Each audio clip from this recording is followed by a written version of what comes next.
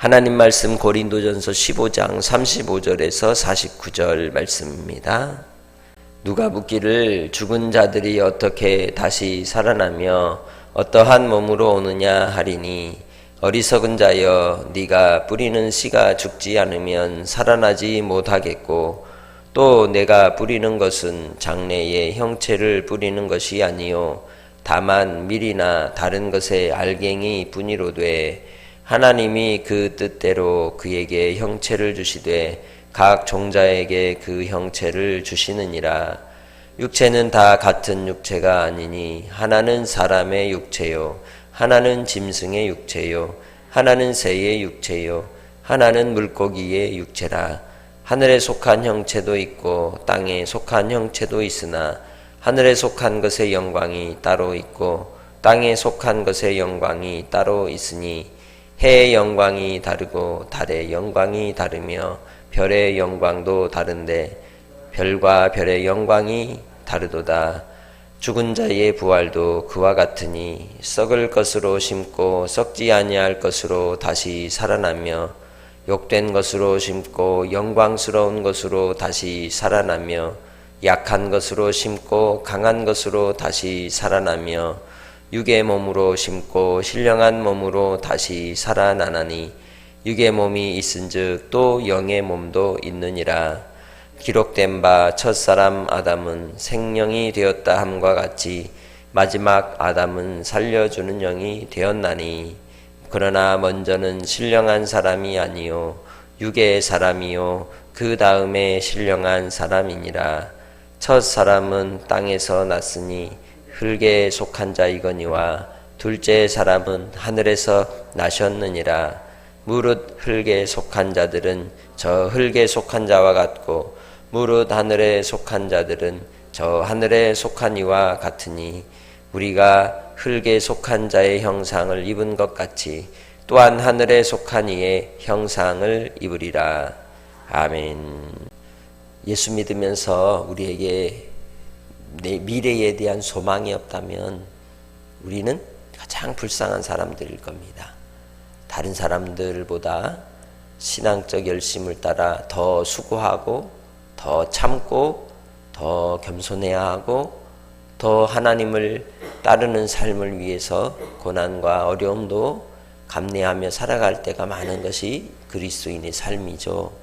그런데 그러한 삶에 있어서 우리가 위로가 되는 것은 우리에게는 장래에 하나님 나라에 대한 분명하고 확실한 소망이 있다는 겁니다. 우리가 하나님의 자녀로 하나님의 상속자로서 하나님 나라의 영광을 볼 때가 오기 때문입니다.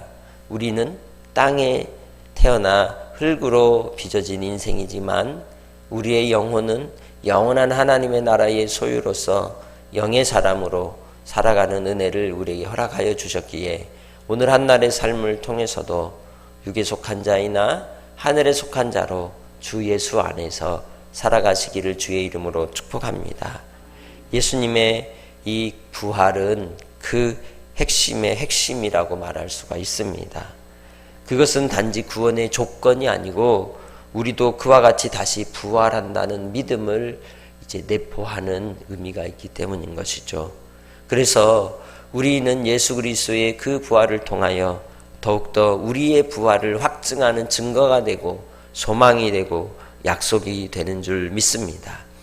우리가 이 땅에서의 삶의 유한함의 한계를 가지고 살아가지만 그래서 언젠가는 죽게 되지만 그러나 그 죽음이 패배가 아니고 결국 우리는 죽음이 정복되는 그날 다시 오실 예수 그리스도를 통하여 소망 가운데 주님과 함께 영화로운 몸으로 새로워질 날이 있음을 우리가 분명히 알고 거룩한 삶을 따라 살아가는 성도들이 되시기를 주의 이름으로 축복합니다. 이러한 부활에 대한 확실한 약속과 소망을 따라 살아가야 함에도 불구하고 부활에 대한 분명한 깨달음이 없고 또 지혜가 없을 때 육의 것을 추구하게 되고 또 세상의 출세와 안위에만 빠져 종교적 열심은 있을지 모르나 사랑이 없는 그러한 빈수레로 인생이 살아가는 모습들을 고린도 교회가 나타내고 있었던 것이죠. 그래서 부활을 외면하고 부활을 부인하는 이들이 있었던 겁니다. 그래서 바울 사도는 이 일에 대하여 오늘 본문을 통하여 이야기하는 것이죠. 어떤 형태로 비유를 합니까? 씨와 식물의 관계를 통해 부활의 비밀을 말씀해주고 있습니다. 씨가 식물의 주체로서 동일한 것 같으나 그 속성은 전혀 다른 모습으로 식물과 비견할 수가 있는 겁니다. 아무리 작은 알갱이의 씨앗이라 할지라도 그 안에 품고 있는 유전자와 정보와 하나님께서 감추어 두신 이 내용들은 더 큰 식물을 이루고 나무를 이루고 그리고 열매를 맺게 하는 능력이 나타나는 것을 우리는 알고 있습니다. 그처럼 우리도 주 예수 안에서 하나님 아버지 앞에 비록 씨앗과 같은 이 땅에서의 시작이지만 마지막에 하나님 앞에 영광의 열매를 맺는 은혜가 있는 백성들인 줄 믿습니다. 동물도 마찬가지라는 거죠. 각기 다른 유전자적 속성과 특징이 분명히 있는 것이죠. 그처럼 우리의 인생 속에서도 하나님 앞에 하나님이 나타내시는 주의 백성들에 대한 영광이 특별히 있는 줄 믿습니다. 여기에 또한 무엇을 비유합니까? 천체를 비유하죠. 해의 영광이 다르고 달의 영광이 다르고 별의 영광도 다르다라고 얘기합니다. 우리가 주 예수 안에서 죽은 자가 부활하는 그 부활의 역사를 통하여서도 하나님이 나타내시는 그 영광도 다름을 기억하시기 바랍니다.